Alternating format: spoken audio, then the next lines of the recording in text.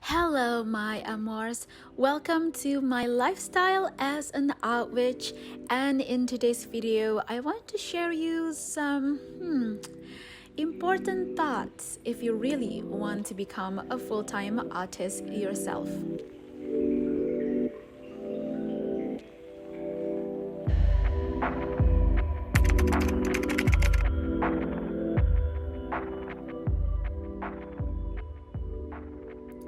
Now, this video is not to discourage you at all to be a full-time artist, okay? I'm just sharing you some of my own personal experiences because, well, there are some harsh reality truth out there that you also just have to accept and deal with because it's not always sunshine and rainbows, okay? You will fail, you will succeed. It's just part of life. So whether you want to be a full-time artist, an independent artist, or maybe you want to work for a company or a studio, for example, this video will still apply to whatever your situation is or your personal goals to be an artist, okay? So over the past few years of me making content on YouTube, I have received messages and comments and sometimes emails and DM on Instagram as well, asking me, Cindy, how do you do commissions? How do you make money out of your art? How do you become an independent artist? Or how do you build your own portfolio and pitch that to a company or a studio, etc., etc.? And I know that being an artist seems really fun and cool, but of course it comes with its own perks, both the good and the bad. A lot of us think that being an artist means that you are free to express your own emotions and your messages to the world, which is true. But of course it will come with its own challenges.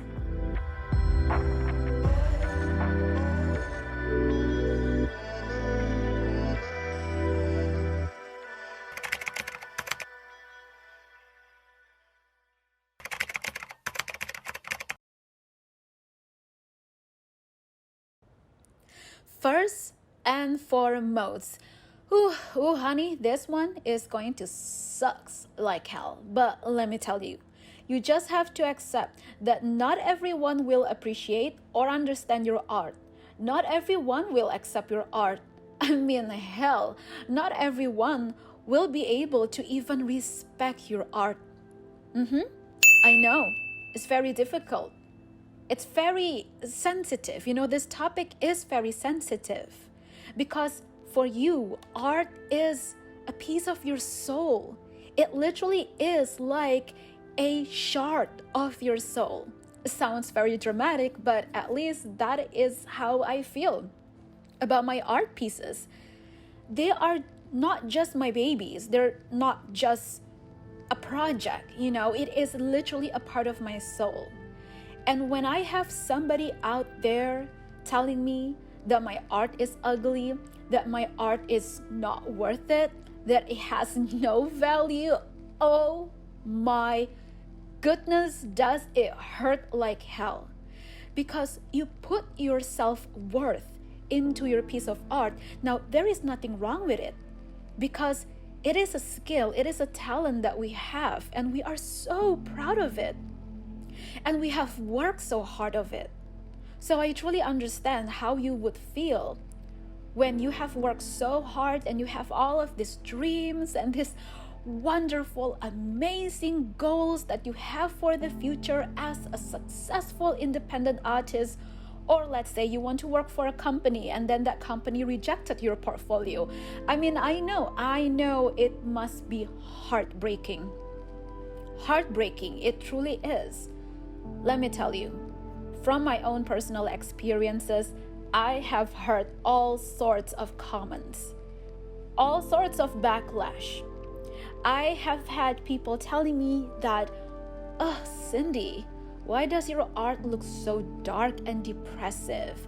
That is so disgusting. Why do you paint blood? Why do you paint somebody that looks like this? Like, why does she blah, blah, she looks like this in the portrait? Blah blah blah. Like, oh my gosh, like that is so disgusting. And also, my amors, a little bit of trigger warning here. Let me tell you, oh my gosh, I literally even had somebody tell me that your art looks so depressing. Like, I'm worried that if your mom would tell me that you already kill yourself because of this, like, yeah, yes, let me tell you, I have had people said those things to me. And you know what? Ironically, a lot of those bad comments that I receive were actually from the closest people in my life. Few friends, but not all, because luckily I have a lot of supportive friends out there, and most of my friends are also artists, entrepreneurs, bloggers, YouTubers, so they would understand about this whole journey, right? But you know, the most ironic thing, my own family. Yes, I have heard this type of comments from my own family, and it truly is the most painful thing to hear. I don't really give a flipping F when strangers say that. I mean, yes, of course, at some point I might get pissed off, I might get annoyed, but I would say that I have a pretty thick skin so far, so it doesn't really bother me. But when your own family, which supposed to be the source of support for you in life, and they said those things, oh my goodness. Now this is leading to the second point that I want to mention, which connects to the previous one, and that is you will. Okay, I'm bolding the hell out of that word. You will feel discouraged at one point in your journey, and probably you even want to give up. Okay, now again, I am not saying this to discourage you, because even though at one point you will feel a certain discouragement, and you have all of these mixed feelings and all of this lack of self-confidence and this anxiety because of your environment or what other people commented about you and your art. But even so, that does not mean you have to stop. That is not a reason for you to stop. Now, looking back again, all those years ago, when I was very active on DeviantArt, oh my goodness, even mentioning that really brought me a lot of memories, a lot of fun and interesting, amazing experiences. So if you do not know, a few years ago, especially back in about 2009, 2010-ish, I suppose, those were the years where DeviantArt was blowing the hell up in the art community, in the entire world. So DeviantArt is this website that still exists, by the way. You can just go there and check it yourself. DeviantArt was a super popular and such a big deal. To be honest, it was such a big deal for a lot of artists back then. It is purely a website for art, all sorts of artists, from illustrations, traditional painters, sculptors, etc. And a lot of the popular and successful artists nowadays actually came from the age of DeviantArt. Yes, me and my friend, we used to joke about that, the age of DeviantArt, because it was something. Let me tell you, it was something. Back then, I was really active in DeviantArt, and I saw all of these amazing artists and these art events and competitions sometimes that would be held officially on DeviantArt or through some art groups that were created by either one of the administrators themselves or just somebody like me. For example, I decided to create a group, and then it grew really big on DeviantArt, and it actually became a big deal as well. And so anyway, all of these art events and art competition, it was a huge thing back in DeviantArt. And let me tell you, I have never won any art competition or art event at all, either it's official or non-official, on DeviantArt. And I remember back then I was so desperate trying to be able to just one time, just please give me one time, just one chance for me to get a daily deviation feature. Now, if you don't know, daily deviation feature is a thing from the official DeviantArt where one of the official admin members of DeviantArt would select certain art and they would feature that on the official page of the website, and that will automatically give you a lot of views, a lot of recognition, etc. And it really worked that way. I have noticed that artists suddenly blew up because one or two of their art got featured as a daily deviation. All sorts of style, not limited to only one or two styles, from anime to realism to photography, all sorts of art styles. Okay, it can actually receive the daily deviation feature. And I remember I was so desperate to get one, and I never got one. And I remember that these were the few artworks that I submitted to be featured at that time, as you can see here in the video. And I even began to question. First, what I thought to myself was that, was I really that bad? Was my art really that freaking bad that I could not even get one freaking chance of having this DD? A lot of us, we would just call it DD for the short term of it. And then my thoughts became even bitter. I even thought that, maybe, or could it be possible that some of these artists that got DD actually paid some of these official admins so that their art could get featured, could get a DD? And I know that was such a salty and petty AF thoughts that I had, but I really had no logical reasons back then, and I was desperately trying to find reason why, because I really did my best at that time. And I began even to compare my art to other art that got the DD within the same category of art style. So my art style would fall into the category of semi-realism or fantasy art. I would go to those categories and I would search all of this art that got the DD feature, and I noticed that quite a lot of them were not really that good. And I know that I might sound as if, oh, Cindy, please, you were just envious of them. Well, I mean, yes, I do admit that back then I was really envious. But I'm just being real here. Some of those artwork, it looked like the colors were just not matching. There were a lot of anatomy problems. Like, it was just not polished enough. Okay, not from the standpoint of the artist's style, but more from the standpoint of the artist's technique skills.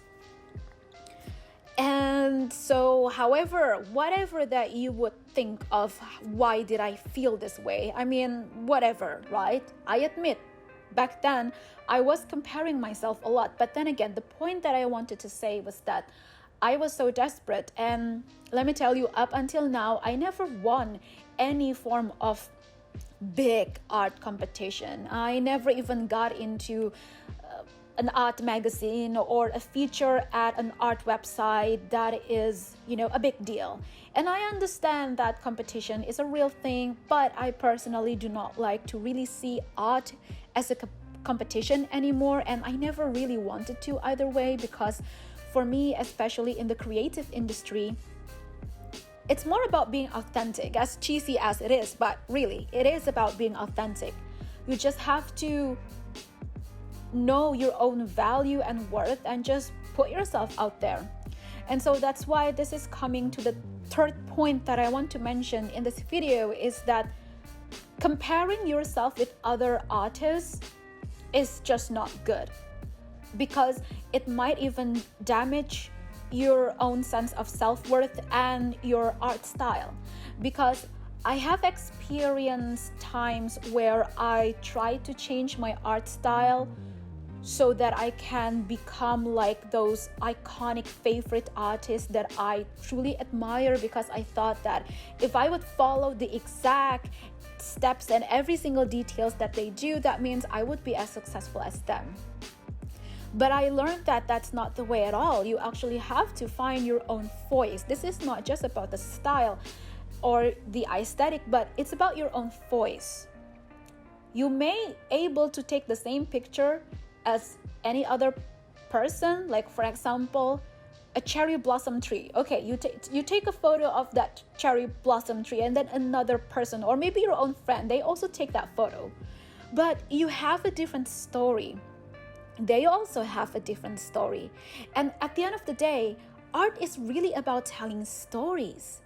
And that is why, like I said, it's so important for you to be authentic, and no matter how cheesy or how cringy that sounds like, but it's true.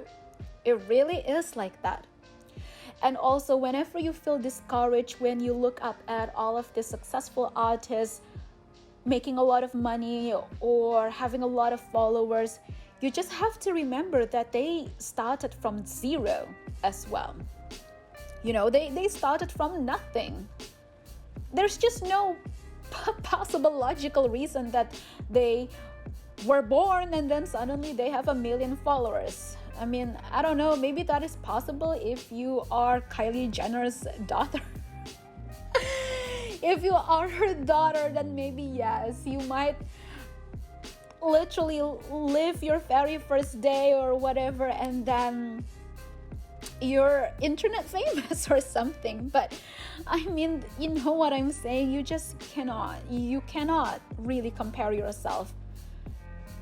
It's okay for you to look up to them, to receive inspirations and get yourself motivated, but please do not compare yourself.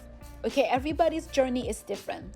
Let me tell you, I have seen so many artists out there that started to build their portfolio for about a year or 2 years, and suddenly, boom, they have over thousands and thousands or hundreds and thousands of followers.